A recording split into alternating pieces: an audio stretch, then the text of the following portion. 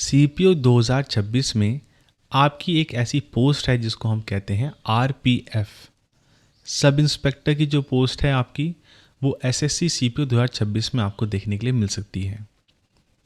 इस चीज़ का फैसला ले लिया है रेलवे ने और एसएससी ने कि जो भी आरपीएफ की भर्ती आएगी वो एसएससी के थ्रू ही आएगी। अगर कांस्टेबल की होगी तो वो आएगी आपके एसएससी जीडी के थ्रू, और जो आपकी सब इंस्पेक्टर की वैकेंसी है वो आएगी आपकी एसएससी सीपीओ के थ्रू। अब ये पूरी की पूरी कहानी क्या है, आप में से अगर किसी को नहीं पता तो मैं आपको बता दूं। देखिए दोस्तों, ये जो केस है ये काफ़ी समय से चल रहा है। अब हुआ क्या है, पूरा का पूरा मैटर मैं आपको बताता हूँ। इसमें गुड न्यूज़ भी है और इसमें बैड न्यूज़ भी है। गुड न्यूज़ उन अभ्यर्थियों के लिए हैं जो कि एसएससी सीपीओ 2026 देने वाले हैं, और बैड न्यूज़ उन अभ्यर्थियों के लिए है जो कि आरपीएफ एसआई की तैयारी कर रहे थे काफ़ी अच्छे खासे समय से, और इस बार कुछ कॉम्प्लिकेशंस ऐसे आएंगे जो कि उनके फेवर में नहीं रहने वाले। तो उन सभी विषयों के ऊपर आज हम बात करेंगे और मैं आपको डिटेल में बताने वाला हूँ कि किस तरीके से आपको आरपीएफ एसआई जो ये आने वाला है इसको देख करके चलना है, अगर आपकी एज और आपका जो रुझान है वो एसएससी सीपीओ की तरफ है तो सबसे पहले समझ लीजिए पूरी की पूरी कहानी है क्या। कहानी की शुरुआत होती है आपके रेलवे बोर्ड से। रेलवे ने आपका इससे पहले काफ़ी सालों तक भर्तियां नहीं निकाली थी टाइम से, तो उस टाइम पर इन्होंने क्या करा कि जो कैंडिडेट रेलवे की तैयारी करते हैं, आरपीएफ कांस्टेबल और आपके आरपीएफ एसआई और कुछ और भर्तियाँ भी थी जिसमें आपकी एज और फिज़िकल मांगा जाता है, जिसमें एज लिमिट आपकी कम रहती है। उसके अंतर्गत आने वाले जितने भी विद्यार्थी थे उन सभी को लगभग 5 साल की छूट दी थी। 5 साल की छूट मतलब जितनी उनकी एज है उस एज में आप +5 कर दीजिए, जो क्राइटेरिया रहता है उसे 5 साल की छूट मिल रही थी। तो लगभग 2024 से ये शुरू हो गया था और 2024 में रेलवे ने भर्ती कंडक्ट करवाई। अब हुआ क्या, 2024 के बाद से आरपीएफ की कोई भर्ती आई ही नहीं। मतलब जो नोटिफिकेशन आया था, जो भर्ती निकली है 2024 की निकली है। 2025 में कोई भर्ती नहीं आई, 2026 में अभी कोई भी इसका खबर नहीं है क्या होना है, कैसे होना है। रेलवे ने ये कहा कि हम आरपीएफ एसआई और आरपीएफ कांस्टेबल की भर्ती कंडक्ट नहीं कराएंगे। इसको कंडक्ट कौन कराएगा? इसको कंडक्ट कराएगा आपका एसएससी जीडी के थ्रू और एसएससी सीपीओ के थ्रू। जितनी भी भर्ती है आरपीएफ के सब इंस्पेक्टर और कांस्टेबल की, उन सब की भर्ती यहीं से होगी। तो ये मैं आपको बिल्कुल मोटे मोटे तौर पर बता रहा हूँ, ज़्यादा अंदर नहीं जा रहा हूँ। अब जब ये भर्तियाँ आपकी या फिर ये जो पोस्ट हैं आपके एसएससी जीडी और एसएससी सीपीओ के थ्रू आएंगी तो इसमें काफ़ी ज़्यादा बवाल मचा, क्योंकि आरपीएफ का जो एग्ज़ाम पैटर्न था वो अलग था, सिलेबस था वो अलग था, हाइट क्राइटेरिया जो था दोस्तों वो भी अलग था, और एज की में जो रिलैक्सेशन मिली थी 5 साल की वो भी थी। अब समस्या ये आती है कि इन्होंने ये नोटिफिकेशन निकाल करके तो कह दिया कि एसएससी के थ्रू ये भर्तियाँ सारी की सारी कंडक्ट कराई जाएंगी, परंतु इन्होंने ये बात नहीं बताई कि क्या अभ्यर्थियों का जो पहले हाइट का क्राइटेरिया था वही रहेगा। दूसरा, जो अभ्यर्थियों को 5 साल छूट मिली थी एज की, क्या वो छूट अभी भी रहेगी। तीसरा, आरपीएफ में जो फिजिकल होता था वो थोड़ा सा अलग होता था comparatively to the SSC GD and SSC CPO, थोड़ा सा अलग होता था। अब उसके बारे में भी इन्होंने कोई क्लैरिफिकेशन नहीं करा। अब मैं आपको पहले गुड न्यूज़ सुनाता हूँ, फिर बैड न्यूज़ सुनाता हूँ, क्योंकि गुड न्यूज़ सुनने के लिए ही यहाँ पर अधिकतर लोग आए होंगे। ये चीज़ की श्योरिटी है कि एसएससी ही आपका आरपीएफ का एग्ज़ाम कंडक्ट करवाएगी। ये बात मैं आपको पहले ही बता रहा हूँ, साफ साफ स्पष्ट रूप से बता रहा हूँ। और शायद से 95% चांसेस ऐसे हैं कि आपको आरपीएफ एसआई एसएससी सीपीओ में ही मिले 2026 में, और एसएससी जीडी 2026 में आपको आरपीएफ कांस्टेबल की भर्ती देखने के लिए मिलेगी। ठीक है। अब ये जो भाई बोलते हैं कि भाई आप पूरा का पूरा 100% क्यों नहीं बोलते हो, इस बारे में आप हमें बताओ। क्योंकि कुछ लोग आते हैं, अपने आप को ओवर स्मार्ट समझते हैं और वो कमेंट करते हैं कि source trust me bro, they try to be cool. तो ऐसा कुछ नहीं है bro, there is no source, this is an open source. आप जाकर के देखिए, ऑफिशियल नोटिफिकेशन रेलवे ने निकाला है, ऑफिशियल नोटिफिकेशन है। अब मैं आपको ये 95% क्यों बोल रहा हूँ? मैं आपको ये 95% इसलिए बोल रहा हूँ भाई, क्योंकि इसके ऊपर हो चुका है केस। जी हाँ, इसके ऊपर हो चुका है केस और कोर्ट में अभी केस चल रहा है और उसमें ये कहा जा रहा है या तो आप कैंडिडेट्स को एज रिलैक्सेशन दीजिए, जो कि आपको किसने दिया था? रेलवे ने दिया था। दूसरी मांग ये हो रही है कि कैंडिडेट्स को हाइट में छूट दी जाए, क्योंकि इसमें आपकी हाइट शायद से 165-168 सेंटीमीटर मांगी जाती है अनरिजर्व कैटेगरी की। इसलिए जिन अभ्यर्थियों की हाइट नहीं होती और वो अनरिजर्व कैटेगरी के हैं, वो सीपीओ की तरफ जाते हैं। ठीक है, काफ़ी भारी भरकम क्राउड जाता है। कांस्टेबल में भी आपकी हाइट कम मांगी जाती है, अनरिजर्व कैटेगरी में 165-168 के बीच में मांगी जाती है। अब इसमें पुलिस केस हो रखा है दोस्तों, पुलिस केस बोल रहा हूँ मैं, कोर्ट में इसका केस चल रहा है और कोर्ट केस में इसकी डिमांड चल रही है कि इस भर्ती को अगर आप एसएससी के थ्रू करवाना चाहते हैं तो ठीक है, हमें कोई आपत्ति नहीं है, पर अभ्यर्थियों को एज रिलैक्सेशन और हाइट में छूट कम से कम दी जाए। पेपर का पैटर्न तो देखिए, कोई भी एग्ज़ाम कंडक्टिंग बॉडी है, वो उसकी स्वतंत्रता है कि वो किस तरीके से पेपर बनाना चाहे, आप उस चीज़ पे नहीं कह सकते। फिज़िकल कंडक्ट करवाना उनके हाथ में है, वो 5 किलोमीटर रनिंग करवाएं या 1600 मीटर रनिंग कराएं, वो आपको पहले ही सूचित कर देंगे नोटिफिकेशन में।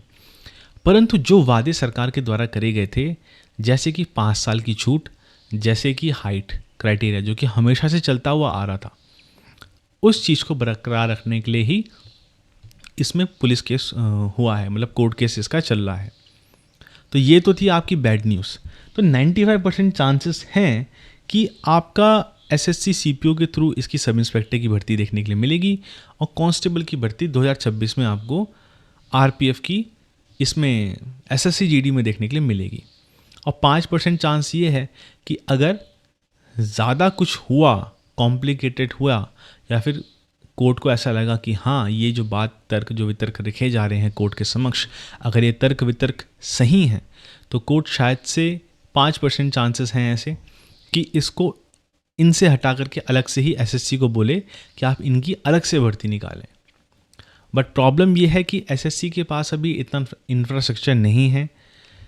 आपकी जो एग्ज़ाम कंडक्टिंग बॉडी है, जो सो कॉल्ड क्यूट कंपनी है, उनके पास इतना इंफ्रास्ट्रक्चर नहीं है कि वो आपकी आरपीएफ की भर्तियां कंडक्ट करवा सकें। तो इसीलिए मुझको नहीं लगता कि अलग से इसको निकाला जाएगा, सीपीओ में ही, एसएससी जीडी में ही इसको इंक्लूड किया जाएगा। ये तो हो गई आपकी बैड न्यूज़। अब गुड न्यूज़ ये है कि जो अभ्यर्थी एसएससी सीपीओ के दीवाने हैं, एसएससी सीपीओ की तैयारी कर रहे हैं, जिनको अपने कांधे पे 2 सितारे चाहिए, उनके लिए ये सबसे बढ़िया गोल्डन अपॉर्चुनिटी है। कैंडिडेट्स सबसे पहले अपना दिल्ली पुलिस को रखते थे प्राथमिकता में, सीआईएसएफ को रखते थे, फिर बाकी के फोर्सेस को रखते थे। अब मैं कह सकता हूँ या तो कैंडिडेट के पास दिल्ली पुलिस होगी फर्स्ट प्रेफरेंस में, सीआईएसएफ होगी सेकंड प्रेफरेंस में, या तो आरपीएफ होगी थर्ड प्रेफरेंस में।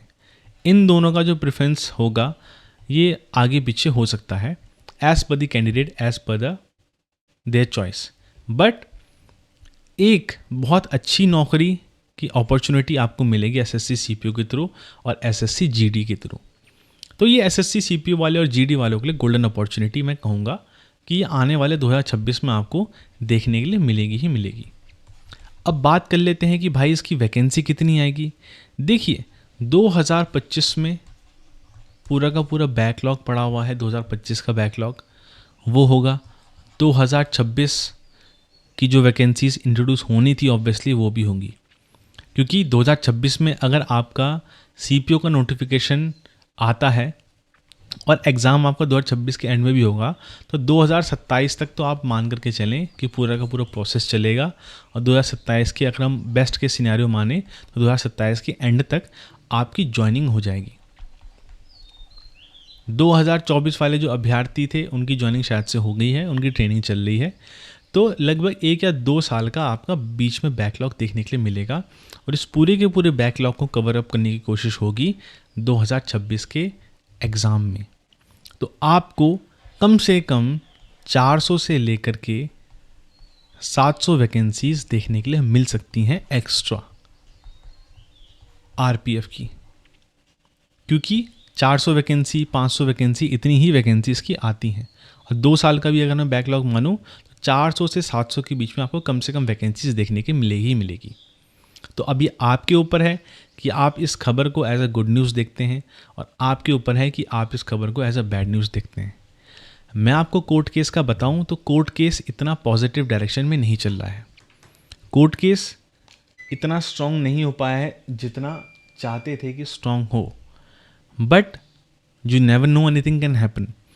तो कोर्ट केस के जीतने के चांसेस शायद से काफ़ी कम हैं, क्योंकि उतना एक्टिवली इस चीज़ को नहीं देखा जा रहा है और ना ही इसके बारे में इतनी चर्चा हो रही है, क्योंकि RPF में वैकेंसी बहुत कम आती है और आपको पता है कि जहाँ पर भी कम वैकेंसी आती है वहाँ पर अध्यापक लोग इतना फोकस नहीं करते, परंतु इसमें भारी मात्रा में कैंडिडेट तैयारी करते हैं और सिलेक्शन लेकर के जाते हैं। तो जो SSC CPO वाले कैंडिडेट हैं जो सेक्शनल टाइमिंग लगा चुके हैं, जिन्होंने 2025 का दिया था, उनके लिए काफ़ी अच्छी अपॉर्चुनिटी होने वाली है। और जिसको इस बात पर विश्वास करना है या फिर इसको क्रॉस वेरिफिकेशन करना है इसका, वो जाकर के YouTube में आपको मिल जाएंगे ऐसी वीडियो जहाँ पर ये है इस चीज़ के बारे में डिस्कस्ड है। बट 2026 में आएगी या नहीं आएगी, या फिर ये इतनी सारी जो डिटेलिंग मैंने आपको दी है, हर एक तर्क वितर्क आपको जोड़ करके दिया है, शायद से किसी और वीडियो में आपको इतने तर्क वितर्क ना मिल पाए। अगर मिलेंगे तो वहाँ से भी आप हेल्प ले सकते हैं। तो ये एक तरीके से एक मोटिवेशन फैक्टर है 2026 में SSC CPO वाले कैंडिडेट्स के लिए या फिर आपके SSC GD वाले कैंडिडेट्स के लिए कि आप लोग थोड़ा सा एक्टिव रहें और अपनी तैयारी को बरकरार रखें। देखिए CPO इस बार का डिले चल रहा है, हर बार CPO में यही नौटंकी होती है, 1-2 साल सही चलता है, 1-2 साल ख़राब चलता है। और 2027 में भी यही चीज़ होगी कि आपको चीज़ें डिले देखने के लिए मिलेंगी। मतलब जो 2026 का पेपर होगा और 2027 में जो प्रोसेस चलेगा वहाँ पे भी डिलेज़ आपको देखने के लिए मिलेंगे। बट अगर आप पहले से रनिंग करके चल रहे हैं, पहले से अपना फिजिकल मेंटेन करके चल रहे हैं, तो आपको मैं नहीं मानता कि इतनी कोई प्रॉब्लम होने वाली है।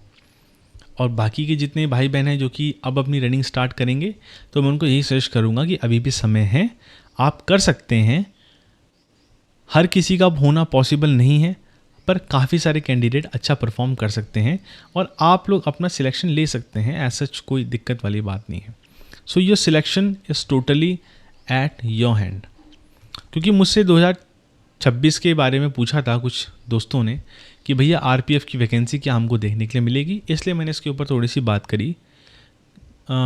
देख लीजिएगा, अभी 4 महीने के अंदर आपका शायद से अक्टूबर के टाइम पे या नवंबर के टाइम पर आपको SSC CPO का नोटिफिकेशन देखने के लिए मिलेगा और 4 महीने के बाद या 5 महीने के बाद आप इस बात को वेरीफाई कर सकते हैं कि मेरी कही गई बात कितनी सही गई, कितनी गलत गई है।